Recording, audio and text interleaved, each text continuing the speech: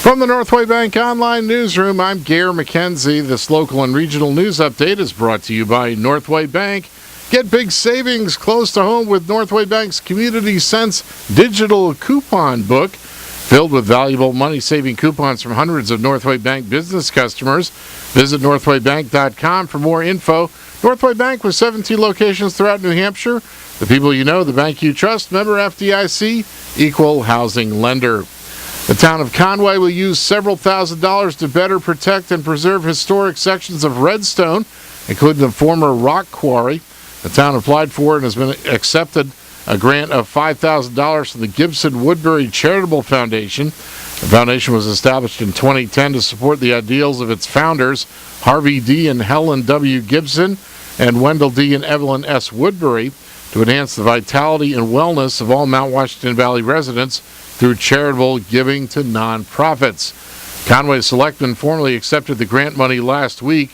Rob Adair chairs the Conway Conservation Commission that oversees management of the area. The idea of the grant was to provide some security gates so that you don't have people stealing artifacts in there. Put some interpretive signs up around the quarry area showing some of the historic sites, and also some trail signs to direct people on the existing trail network that's over on that side of town.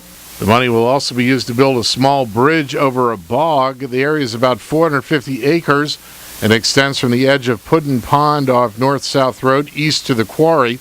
It's state-owned property that was originally set aside as so-called mitigation land if the state had built the Conway bypass as originally intended. Now the town of Conway has agreed to take responsibility for managing it.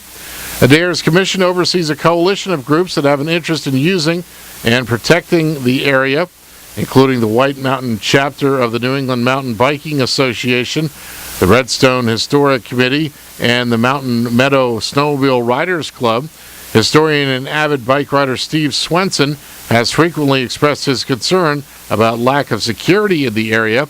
Adair, who's lived in the Valley area for about 25 years, says getting the grant money is fantastic. It's been an area that's always been widely used, but there's never been any sort of oversight as to what's going on in there. And so to be able to have some signs so that people aren't wandering around lost, and so that people can enjoy the quarry area, which is a unique area and has some historical significance. There's some pretty interesting old derricks and equipment in there.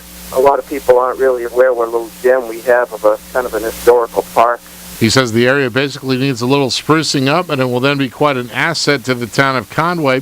The plan is to have the work done within 2 years, culminating in Conway's 250th anniversary celebration in 2015. Officials are investigating the death of a North Carolina man who was found dead in his tent along the Appalachian Trail southwest of Lincoln, New Hampshire.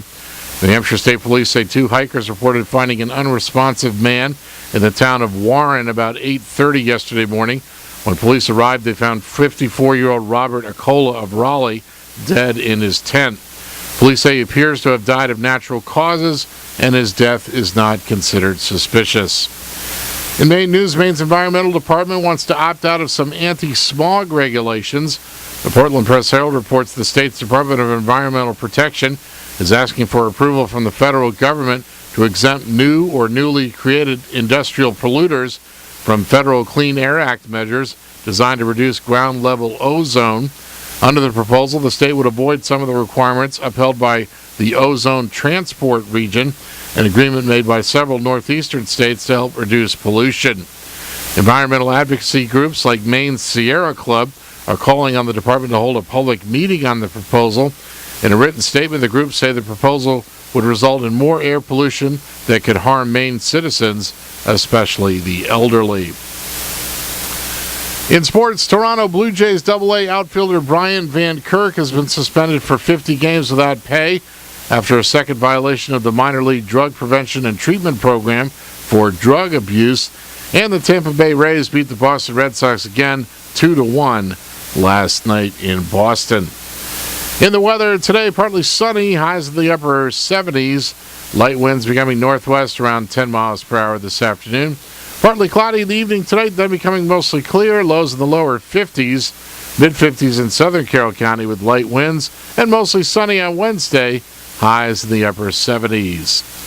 From the Northway Bank Online Newsroom, I'm Gary McKenzie.